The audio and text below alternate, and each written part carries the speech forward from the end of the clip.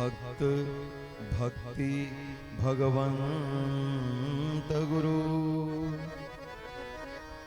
चतुर नाम वपु एक, इनके पद वंदन किए नासहीं विघ्न अनेक। बंदौ तुलसी के चरण जिनकी न्यो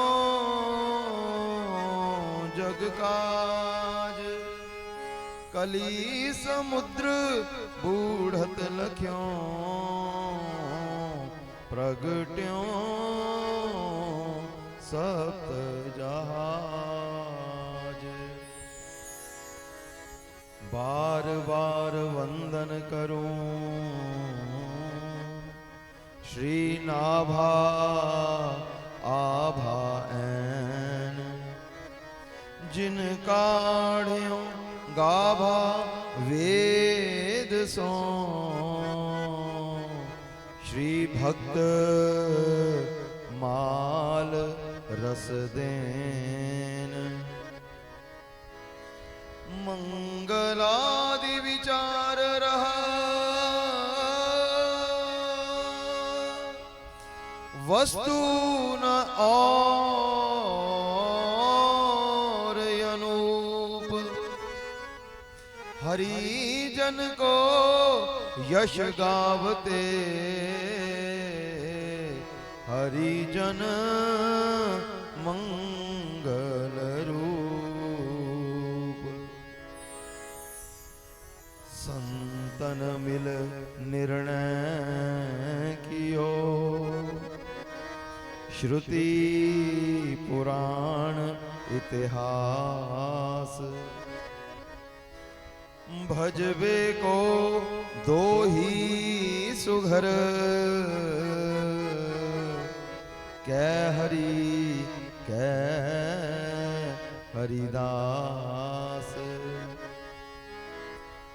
अग्रदेव आज्ञा दई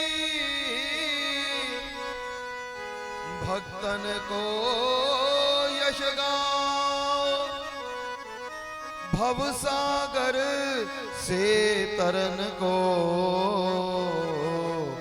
नाहिन नयो पाओ। हरिजू आए विराजिए कथा रसिक हरिदास, तुम श्रोता भक्तमाल के तुम पद रज हम दास। तुम श्रोता भक्तमाल के तुम पद रज हम दास। यत्र यत्र रघुनाथ कीर्तनम तत्र तत्र कृतमस्तकाञ्जलिं, बाष्पवारि परिपूर्ण लोचनं मारुतिं नमत राक्षसान्तकम्। अज्ञानतिमिरान्धस्य ज्ञानञ्जन शलाकया चक्षुर्मिलितं येन तस्मै श्री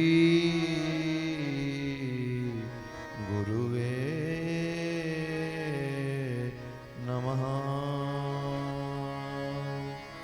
विश्वानदेव सवितरधुरितानि परास्व, यद्भद्रं तन्य आस्व।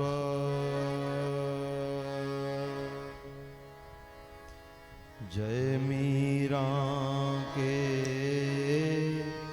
गिरधर नागर, सूर सूरदास के श्यामा श्याम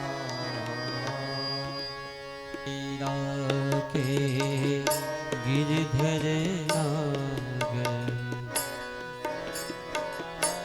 सूरदास के श्यामा श्याम जय मीरा के गिरधर नागर सूरदास के श्यामा श्याम जय मीरा के गिरधर नागर सूरदास के श्यामा श्याम जय मीरा के गिरधर नागर सूरदास के श्यामा श्याम जय मीरा के गिरधर नागर सूरदास के श्यामा जय नरसिंह के शाह संवरिया तुलसीदास जी के सीताराम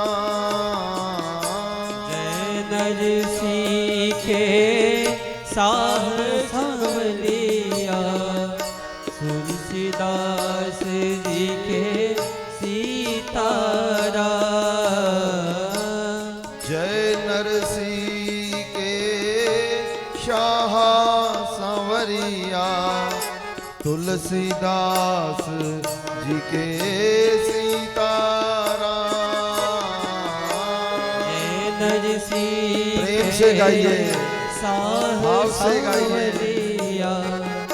जय दास जी के सीताराम जय नरसिंह के शाह संवरिया तुलसीदास जी के सीताराम जय नरसिंह के साह संवरिया तुलसीदास जी के सीताराम नाम से रूप की यात्रा का अनुसंधान करें।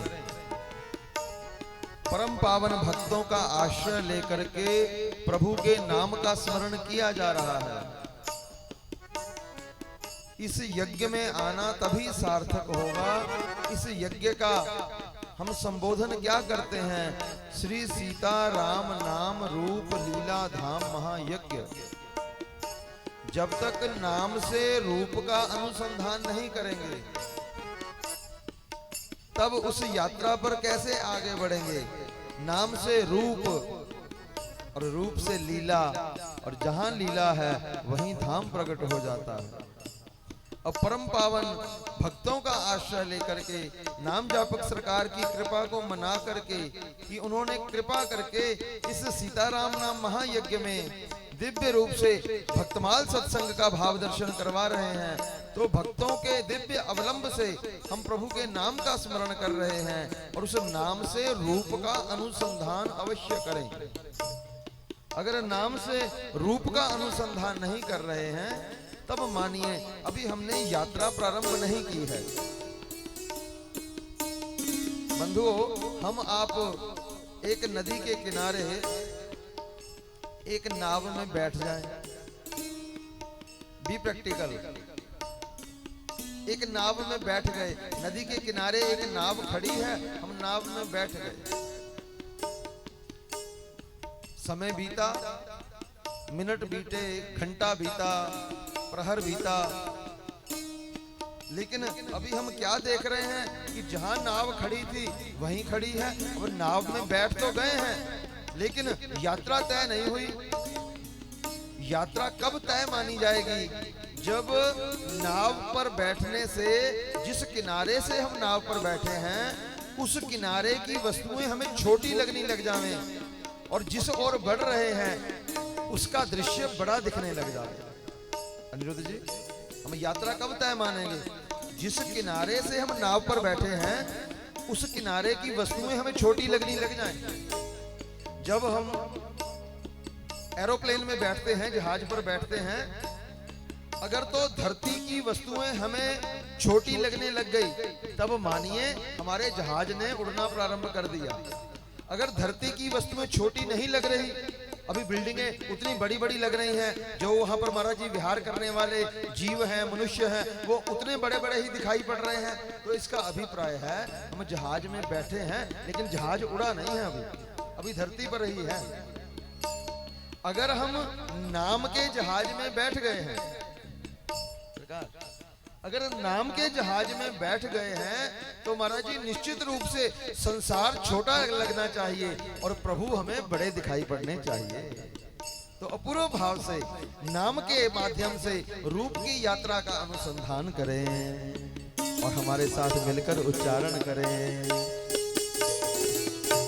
जय मीरा के गिरधर नागर, सूरदास के श्यामा श्याम। जय मीरा प्रेम से गाइए। गिरधर नागर, सूरदास के श्यामा श्याम। जय नरसिंह के शाह संवरिया, तुलसीदास जी के सीताराम।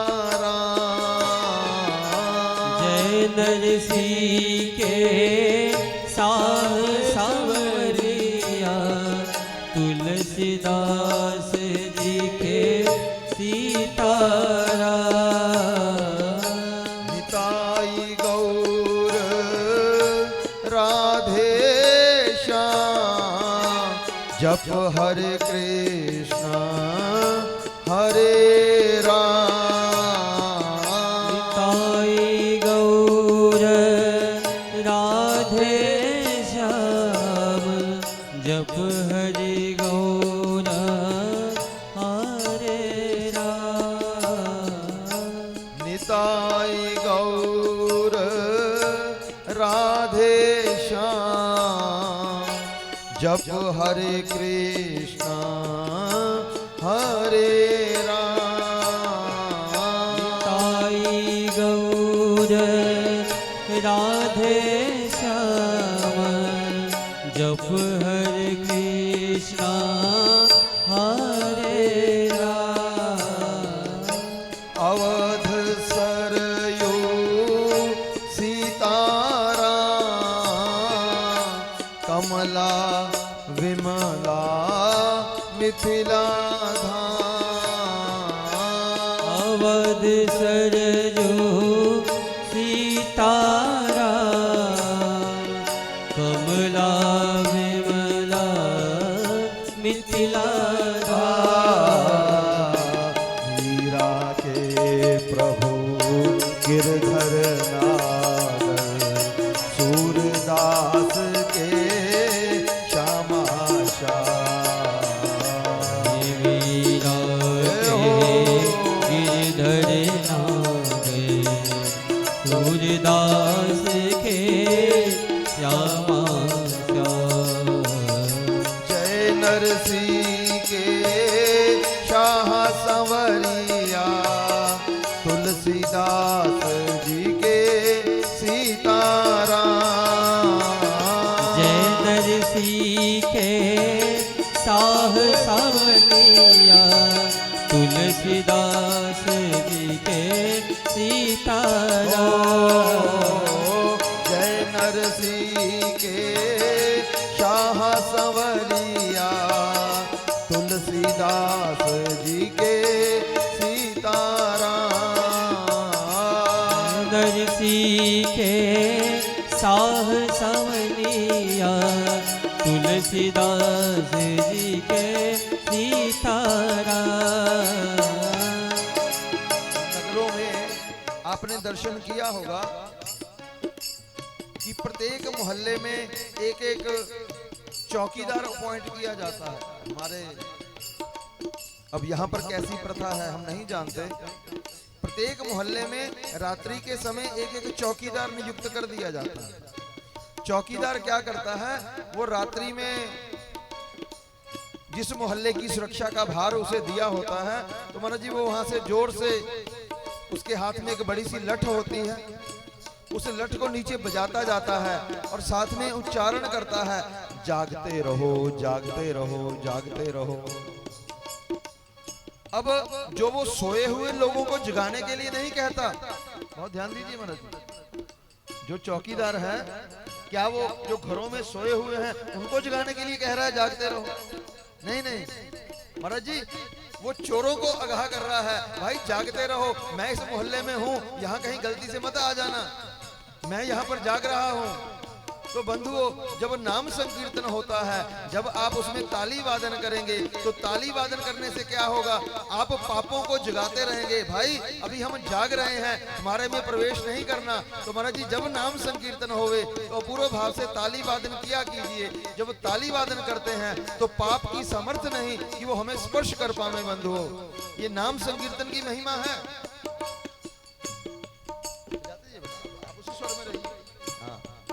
तो अपूर्व भाव से जब हम ताली वादन करते हैं तब पाप की सामर्थ्य नहीं वो हमें स्पर्श करे।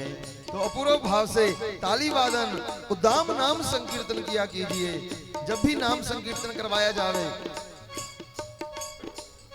अब आपसे घर जैसा संबंध हो गया है मिथिलापुर वासियों से, अब इतने वर्षों से आना जाना हो रहा है, आप बहुत अच्छे नाम जापक हैं, आपको साधुवाद, लेकिन बहुत अच्छे कीर्तनिया भी बन जाइए। बहुत अच्छे कीर्तनीय भी आप हैं, लेकिन उस अच्छे कीर्तन होने का, कीर्तनीय होने का परिचय दिया कीजिए कि हम बहुत अच्छे कीर्तनीय हैं। चैतन्य देव महाप्रभु एक भक्त के लक्षण कहते हैं कि एक वैष्णव कौन हो सकता है, एक भक्त कौन हो सकता है, एक प्रभु का प्यारा कौन हो सकता है। चैतन्य देव महाप्रभु शिक्षाष्टक में कहते हैं, तृणादपि सुनिचेन तरोरुपि सहिष्णुना अमाननीय मान दे कीर्तनीय सदा हरि। भक्त कौन है? जो तृणादपि सुनिचेन, जो अपने आप को तृण से भी छोटा माने। एक लक्षण अपना अपना आकलन कर लीजिए, क्या ये 4 गुण हम में है? अगर 4 गुण हैं तो आप भक्त हैं, आप वैष्णव हैं, आप भागवत हैं। कौन कौन से 4 गुण? तृणादपि सुनिचेन, तृण से भी छोटा, और तरोरूपी सहिष्णुना, जिस प्रकार से वृक्ष सहनशील होता है उस प्रकार से गर्मी, सर्दी, पतझड़, बसंत, क्या हम इतने सहनशील हैं जितना एक वृक्ष सहनशील होता है? वृक्ष जितनी सहनशीलता होनी चाहिए, तद अमाननीय मान देन। जो बड़ा है उसका तो सब सम्मान करते हैं, लेकिन बंधुओं एक भक्त का, एक वैष्णव का, एक भागवत का क्या लक्षण है? जो अमानी है, जिनको मान की कह लें, यद्यपि मान की पिपासा नहीं होनी चाहिए, लेकिन जिनको मान देने से अपना मान बढ़ जावे। बंधुओं, जिनको मान देने से प्रभु प्रसन्न हो जावे, ऐसे जीव को अमानी कहते हैं। अमाननीय मान देन, जिसको मान देने से प्रभु प्रसन्न होते हैं। और चौथा लक्षण क्या है? कीर्तनीय सदा हरि, सदैव हरि का कीर्तन करना चाहिए। तो उस भाव को हृदय में अवस्थित करके प्रभु के नाम का संकीर्तन करें। निताई गौर राधे श्याम, जप हरे कृष्ण हरे राम, कृष्ण हरे राम, जप हरे कृष्ण हरे राम,